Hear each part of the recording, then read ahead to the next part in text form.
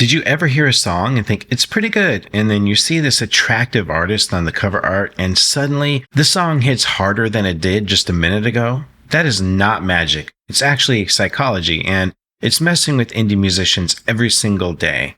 If you're an indie artist grinding in your home studio, pouring your heart into tracks that deserve much more love, but you keep watching these polished artists like the beautiful people blow up while your numbers stall, then this video is for you, because today we're breaking down the halo effect. Milli Vanilli, anyone? It's a sneaky psychological bias that makes attractive musicians seem more talented. And yes, the science actually proves it. But here's the part that nobody tells you. You can actually beat it, and you can use psychology to level the playing field without changing your face or your body or your identity, because it should really be the music that matters, right? Back in my heavy rock days, looks just didn't matter that much. We were all about riffs and the sweat and the energy. Nobody really cared about jawlines, and nobody really cared about filters. And you just walked onto a stage, you hit the first chord, and the room exploded, and that was it.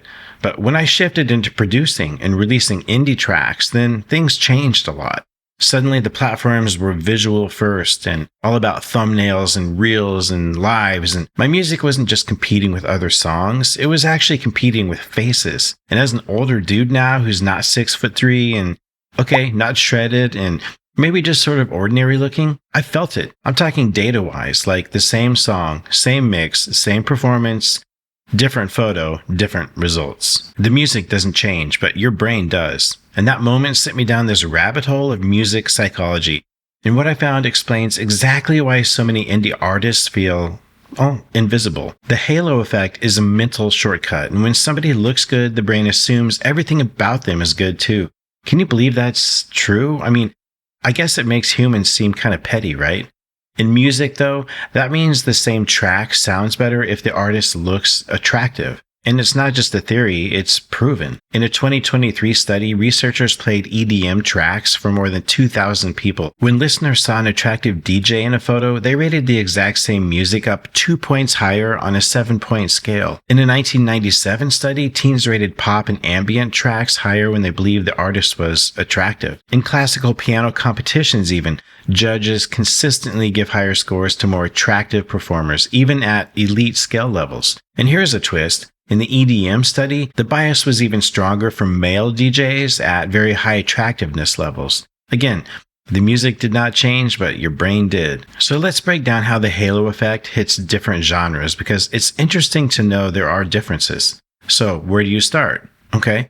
How about pop? This is where the halo effect is the strongest, because pop is visual. It's choreography, it's branding, it's aesthetics. Talent matters, but image sells the package. K-pop is the perfect example. Artists there train in looks as much as vocals. Well, how about rock music? I mean, this one's more interesting because rock rewards charisma maybe more than beauty, maybe grit over glam, but modern social media has pushed visuals into the spotlight. Still, rock fans care more about authenticity than perfection. What about jazz? Oh, I love jazz. This is where the halo effect kind of drops off, because jazz is really skill heavy and it's improvisation and emotional depth. Visuals matter far less here, even though gender bias still shows up in some studies. It's no wonder I've always been attracted to jazz. Maybe it's because I feel more acceptable there. How about country then? Well, this one's really mixed. Traditional country values relatability, and modern country leans more into polished visuals. Looks help a lot, but storytelling still wins hearts over. So no, you're not imagining it. Some genres are stacked against you more than others. And here's the part that matters. You can actually beat the halo effect. You can flip it. And you can use psychology to your advantage, even if you're not a supermodel. And if you think that sounds impossible, let me remind you of two artists who shattered the halo effect so hard that the world had to rethink everything. So Ed Sheeran walked into a pop industry built on perfect hair, perfect faces, and perfect bodies, and he admittedly did not fit the mold at all. But he did something smarter than trying to look like a pop star. He made his process the show. He built a signature identity with a loop pedal, a hoodie, and a guitar. And he wrote songs for other artists before himself, which built authority. He played hundreds of shows a year until people could not ignore him. He did not win on beauty. He won with his craft, and he won with authenticity. He won with consistency. And that is something every indie artist should do and can do. And that is inspiring. And then, who could forget Susan Boyle? Remember her from that talent show? She walked on stage looking like someone the audience had already judged, and you could feel the bias in the room. People were smirking, people were whispering, people were ready to dismiss her before she opened her mouth, and then she sang. And in one moment, she shattered the halo effect so completely that the entire audience gasped. Her voice forced people to confront their own bias. She proved that talent can override appearance when the reveal is powerful enough. Her story is a reminder that even if you don't look like a pop star, your talent is going to hit even harder. If you have musical talent, there is hope, right? So, what's your action plan? Well, I have a few ideas. 1. Use the audio first advantage. When people can't see you, the bias disappears. Use audio-only teasers and submit to blind playlist curators. Post faceless TikToks with strong text hooks and let your sound speak first. 2. Build a signature visual identity. You don't need to be attractive, you just need to be recognizable. So pick a color palette and pick a lighting style. Pick a wardrobe theme, pick a camera angle, or a symbol. This becomes your visual anchor. Ed Sheeran did this with a loop pedal and a hoodie, and you can do it with whatever makes you unique. 3. Lean into authenticity. Pretty fades, authenticity compounds. So share your process, share your struggles, share your wins, share your weirdness. People bond with real things. Ed Sheeran and Susan Boyle are proof that authenticity beats aesthetics every time. 4. Use the mere exposure effect. The more people see you, the more they like you, and consistency beats attractiveness. So post regularly, release often, and show up. 5. Collaborate strategically. Collabs let you borrow someone else's halo sometimes, not their beauty, but their credibility.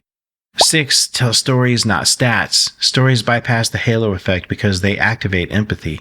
Every post should answer one question, which is, what is the story behind this moment? And 7. Build community and not just an audience. Communities don't care that much about looks. They care about belonging. Create spaces where fans feel connected to you and to each other. When I shifted from heavy rock to producing indie tracks, I felt the halo effect hit me hard, but I also learned something powerful. You don't need to be beautiful to be unforgettable. Countless indie artists prove it every day, and I've known artists that didn't fit the industry look, but they made songs that blew up purely on merit. Because real fans don't stay for your face, they stay for your voice and your story. The music didn't change, your brain did, and now you know how to change it back. So if this hits home, hit that like button because it tells YouTube to push this video to more indie artists that need this message. Drop a comment and tell me where you felt the halo effect in your genre. I'll reply to as many as I can. Subscribe for more psychology-backed music insights that help indie artists grow smarter and not just faster. I'm Kevin from Innovaniac Music, and until the next video, dream big and create bold.